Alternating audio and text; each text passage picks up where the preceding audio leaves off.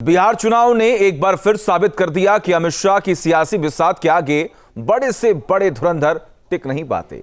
चाणक्य की धरती पर बीजेपी के चाणक्य ने एक बार फिर एनडीए की जीत को सुनामी में बदल दिया। बिहार में चुनावी रणनीति क्या होगी, गठबंधन में किसको कितनी सीटें मिलेंगी, कौन से नैरेटिव को कब आगे बढ़ाना है, सबके पीछे अमित शाह की रणनीति काम कर रही थी। तूफानी रैलियां कर अमित शाह ने महागठबंधन के खिलाफ ऐसा चक्रव्यूह तैयार किया जिससे पार पाना राहुल और तेजस्वी के बूते से बाहर हो गया और नतीजा सबके सामने है।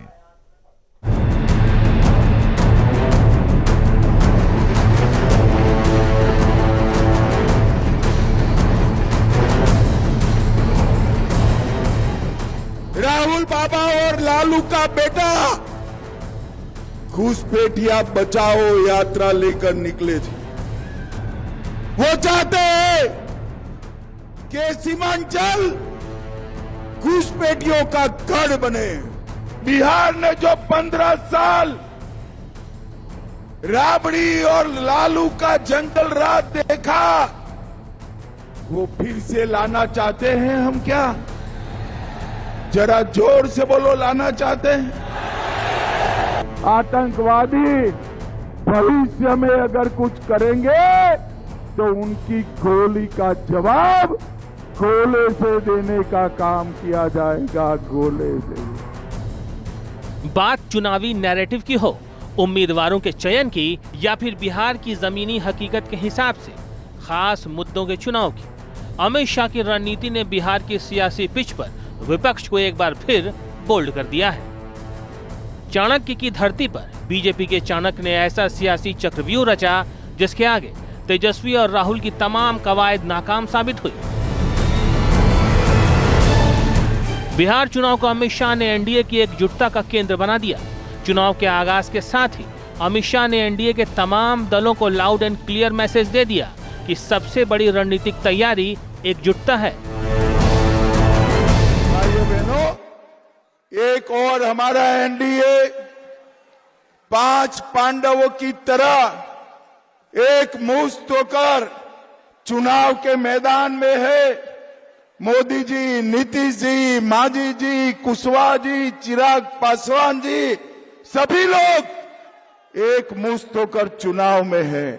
और दूसरी ओर एक गठबंधन वाले हमसे ज्यादा अपने साथियों से लड़ाई करते हैं।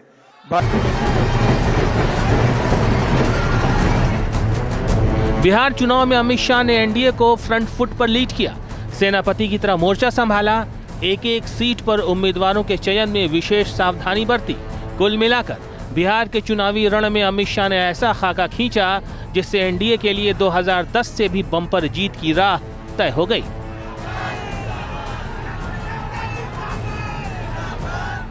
अमित शाह ने बिहार में 37 चुनावी रैलियां की। माता की जय जय श्री राम।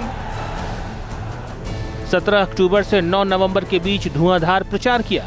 नैरेटिव की लड़ाई में उन मुद्दों को उठाया जिससे जनता सीधे प्रभावित हो सके। विकास, सुशासन, जंगल राज और घुसपैठियों का मुद्दा उठाकर विपक्ष की जोरदार घेराबंदी की।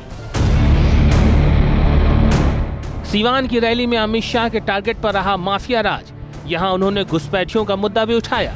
बक्सर की रैली में अमित शाह ने जनता से हर कीमत पर जंगल राज की वापसी रोकने की अपील की, विकास का वादा किया। खगड़िया की रैली में युवाओं के लिए रोजगार पर जोर दिया, परिवारवाद पर हमला बोला। नालंदा की रैली में अमित शाह ने बिहार में उद्योग क्रांति का रोड मैप पेश किया, पेट्रोलियम रिफाइनरी का वादा कर जनता का दिल जीत लिया। सीमांचल के कटिहार में घुसपैठियों का मुद्दा उठाकर आरजेडी कांग्रेस पर सीधा वार किया। अरवल की रैली में अमित शाह ने नक्सलवाद का मुद्दा उठाकर जनता को नक्सलियों से आगाह किया। सासाराम में बिहार चुनाव प्रचार के आखिरी दिन ऑर्डिनेंस फैक्ट्री बनाने का वादा कर युवाओं को एनडीए के पाले में करने का मास्टर स्ट्रोक चल दिया। भाइयों बहनों, जब कमल छाप पर आप बटन दबाए, किसी को विधायक, किसी को मंत्री बनाने के लिए नहीं दबाना है। कमल छाप पर बटन जंगल राज को रोकने के लिए दबाना।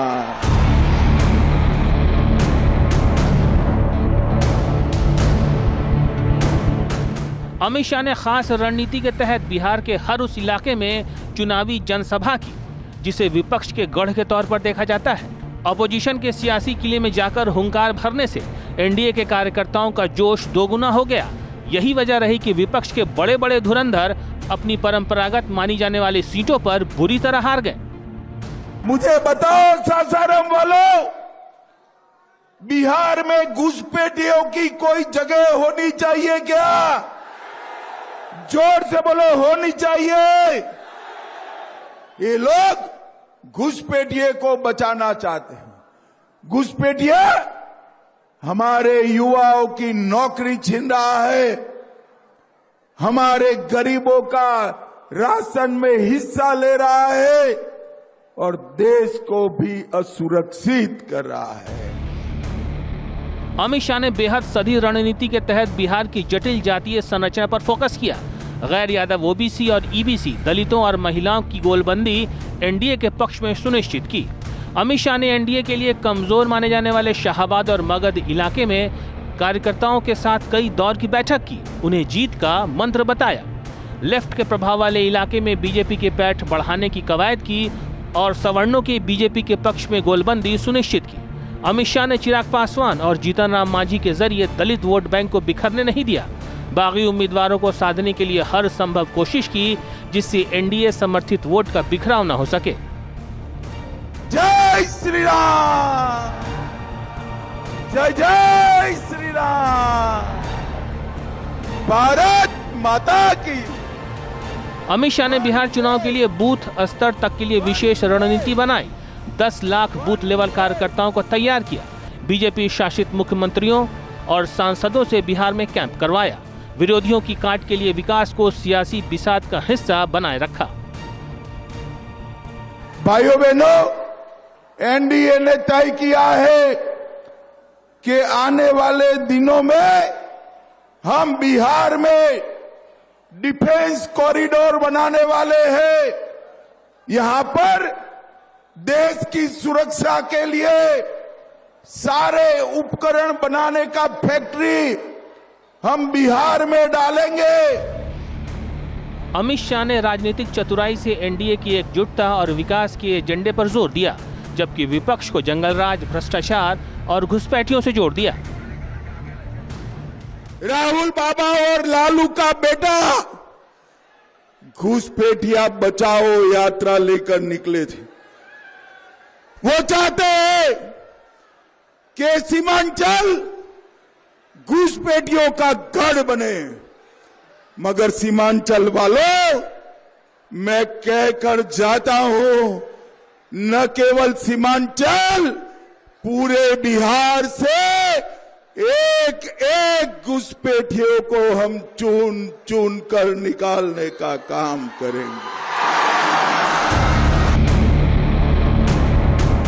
अमित शाह ने बिहार की सियासी पिच पर जमीन से जुड़े मुद्दों पर फोकस किया और 2024 के लोकसभा चुनाव में मिली प्रचंड जीत के मोमेंटम को बनाए रखा। अमित शाह की रणनीति की बदौलत बिहार में एनडीए ने ऐतिहासिक जीत हासिल की।